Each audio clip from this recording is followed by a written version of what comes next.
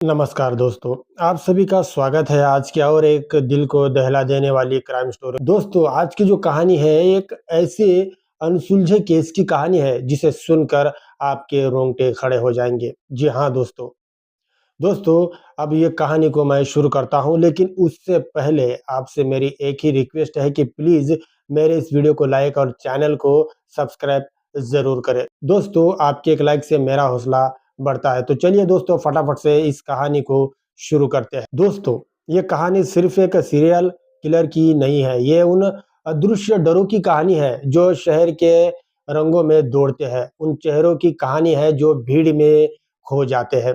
और उस सवाल की कहानी है जो आज भी जवाब का इंतजार कर रहे हैं। कौन था वो शख्स जिसने पत्थर को हथियार बनाकर इंसानियत को चकनाचूर कर दिया? दोस्तों, 1980 का दशक था। बॉम्बे जो मुंबई में है, अपनी चकाचौंध फिल्मों और सपनों की नगरी थी, लेकिन उसकी गलियों में एक और सच्चाई भी सोती थी। हजारों बेघर लोग जिनके लिए फुटपाथ ही चादर और आसमान ही छत था। ये वही लोग थे जो दिन भर की थकान के बाद शहर के शोर में खोकर गहरी नींद में सो जाते थे। लेकिन एक रात ये नींद उनकी आखिरी नींद बन गई। दोस्तों, कल्पना कीजिए, एक ऐसा शख्स जो अंधेरे में चुपचाप चलता है। उसके हाथ में कोई चाकू या पिस्तौल नहीं होता, बल्कि एक भारी पत्थर या कंक्रीट का टुकड़ा है। वह फुटपाथ पर सोए एक इंसान के पास जाता है, बिना किसी शोर के, बिना किसी हिचकिचाहट के। वह पत्थर उठाता है और उस निर्दोष सोते हुए व्यक्ति के सिर पर जोर से पटक देता है। एक कर्कश आवाज आती है और फिर सन्नाटा। हत्यारा वहां से गायब हो जाता है, अंधेरे में खो जाता है और पीछे छोड़ जाता है एक खंडित खोपड़ी और एक बेजान शरीर। दोस्तों, ये कोई एक घटना नहीं थी, ये एक पैटर्न बन गया, एक श्रृंखला बन गई। और ये श्रृंखला इतनी डरावनी और रहस्यमयी थी कि मीडिया और आम जनता ने इस हत्यारे को एक नाम दे दिया था, और वो नाम था द स्टोन मैन। पहला आघात और बढ़ता खौफ मुंबई 1918 में और 1983 में सब कुछ 1980 के आसपास शुरू हुआ।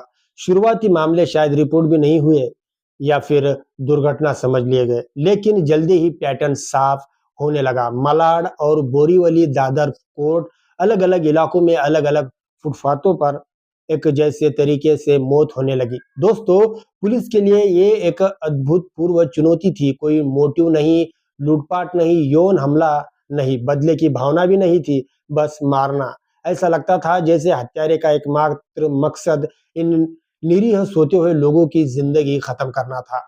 पीड़ितों के बीच कोई कड़ी नहीं थी, वे सभी गरीब बेघर पुरुष थे जिनकी जिंदगी में शायद ही किसी को दिलचस्पी थी, लेकिन स्टोन मैन ने उन्हें निशाना बनाया। दोस्तों, पुलिस ने जाल बिछाए, पुलिसकर्मी साधारण कपड़ों में फुटपाथों पर सोने का नाटक करने लगे। कई संबंधितों को गिरफ्तार किया गया। एक मुख्य संबंधित को एक मानसिक रूप से विक्षिप्त व्यक्ति था, जिसके बारे में कहा जाता था कि वह आवाजों का पालन कर रहा था, लेकिन कोई ठोस सबूत नहीं मिला। हत्याएं जारी रही, शहर में दहशत फैल गई। रोड पर सोने वाले लोग अब अकेले सोने से डरते थे, वे समूह में सोने लगे।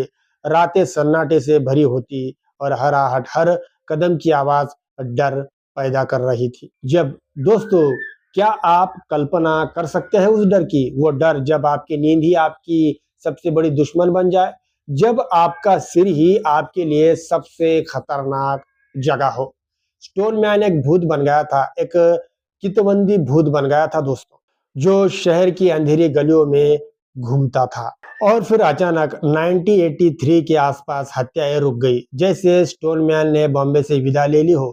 पुलिस की फाइलें धीरे धीरे ठंडी पड़ने लगी। लोग भूलने लगे, शायद वो पकड़ा गया, शायद मर गया, शायद चला गया। दोस्तों, लेकिन यह कहानी का अंत नहीं था, ये सिर्फ एक इंटरवल था। 6 साल बाद एक नया शहर, वही पुराना खेल, कोलकाता। 1989 में समय बीतता गया और 1989 आ गया। अब नजरें पूर्व की ओर, कोलकाता पर। यहाँ भी दोस्तों फुटपाथ हजारों लोगों का घर थे, और यहाँ भी वही कहानी दोहराई जाने लगी। दोस्तों, सितंबर 1989 में कोलकाता की सड़कों पर एक के बाद एक बेघर लोगों की लाशें मिलनी शुरू हुई। वही तरीका, भारी कंक्रीट स्लैब या पत्थर से सिर पर कुचले जाने के निशान। मीडिया ने तुरंत पुरानी यादों को ताजा कर दिया। क्या बॉम्बे का स्टोनमैन कोलकाता आ गया था? क्या ये कोई नकलची था या फिर ये कोई ऐसा खेल था जिसके नियम सिर्फ हत्यारों को मालूम थे? दोस्तों, कोलकाता पुलिस ने बड़े पैमाने पर अभियान चलाया। करीब 20 आरोपियों को गिरफ्तार किया गया। इनमें से एक का नाम था भैरोन सिंह। वो एक साधु जैसा दिखने वाला व्यक्ति था जो हमेशा एक बोरी लेकर चलता था। कहा जाता है कि उसने कुछ हत्याओं को अंजाम दिया था, लेकिन सवाल ये था, क्या भैरोन सिंह अकेला स्टोनमैन था? क्या उसने सारी हत्याएं की थी? बॉम्बे की हत्याओं का क्या कई लोग मानते हैं कि भैरोन सिंह एक आसान समाधान था, एक ऐसा चश्मदीद गवाह जिसे पूरे अध्याय का दोषी ठहरा दिया गया। उस पर मुकदमा चला, लेकिन पक्के सबूतों के अभाव में वो बरी हो गया या फिर मानसिक अस्पताल भेज दिया गया। दोस्तों, इनकी सारी रिपोर्ट जो है वो अलग-अलग है। दोस्तों, फिर से हत्याएं रुक गई। स्टोनमैन एक बार फिर अंधेरे में लौट गया।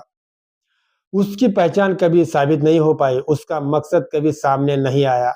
क्या ये समाज के प्रति नफरत थी? क्या ये मानसिक विकृति थी? क्या ये किसी तरह का शुद्धिकरण का विचार था या फिर सिर्फ खून की प्यास? अनुत्तरित प्रश्न और एक स्थायी रहस्य। दोस्तों, आज दशकों बाद द स्टोन मैन केस एक ठंडा केस है, लेकिन एक जलवंत रहस्य बना हुआ है। क्या ये एक व्यक्ति था या एक समूह? क्या एक ही शख्स ने मुंबई से कोलकाता तक का सफर तय किया था या फिर ये कोई संगठित गतिविधि थी? मकसद क्या था? बिना किसी लूट या बदले की सिर्फ हत्या? क्या यह मानसिक बीमारी का एक भयानक रूप था? क्या हत्यारा खुद को किसी मशीन पर मानता था?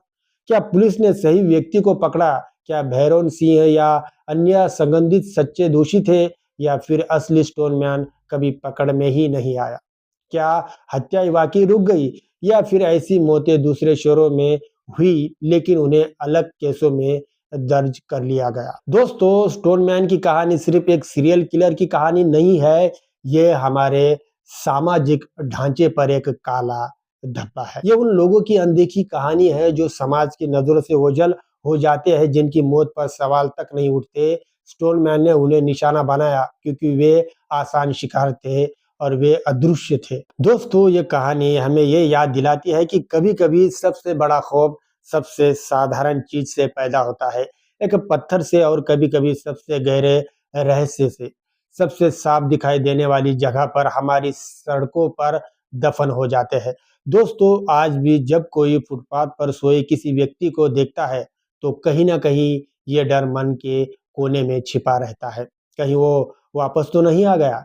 वो कहीं वो खेल फिर से तो नहीं शुरू होगा? द स्टोन मैन शायद गायब हो गया, लेकिन उसका रहस्य और उससे जुड़ा हर आज द स्टोन मैन शायद गायब हो गया, लेकिन उसका रहस्य और उससे जुड़ा डर आज भी जिंदा है। फुटनोट। दोस्तों, इस कहानी की जो फुटनोट है वो इस तरह से है। इस तरीके ने पुलिस को हैरान कर दिया था। दोस्तों, इस तरीके ने पुलिस को हैरान कर दिया था। ये जानवरों के हमले जैसा लगता था, लेकिन ये क्लियरली एक इंसान का काम था। पत्थर चुनने का मतलब था कि हत्यारा शारीरिक रूप से मजबूत था और उसे करीब जाकर वार करना पड़ता था। वो खतरा मोल लेने की हिम्मत दिखाता था। दोस्तों, इस कहानी का एक दूसरा भी चैप्टर है, वो ये है कि ये विराम और स्थान परिवर्तन सबसे रहस्यमय पहलू है। क्या हत्यारा शहर बदल कर चला गया? क्या उसकी नौकरी बदल गई? क्या उसे कोई ऐसी चीज मिल गई जिसने उसे रोक दिया हो? या फिर दो अलग-अलग लोग थे जिन्होंने एक जैसी ही विकृति को जन्म दिया था? दोस्तों, ये कहानी हमें ये याद दिलाती है कि कभी-कभी सबसे बड़ा खौफ सबसे साधारण चीज से पैदा होता है, एक पत्थर से और कभी-कभी सबसे गहरे रहस्य। इस तरीके ने पुलिस को हैरान कर दिया था। ये जानवरों के हमले जैसा लगता था, लेकिन ये क्लियरली एक इंसान का काम था। पत्थर चुनने का मतलब था कि हत्यारा शारीरिक रूप से मजबूत था और उसे करीब जाकर वार करना पड़ता था। जो खतरा मोल लेने की हिम्मत रखता था।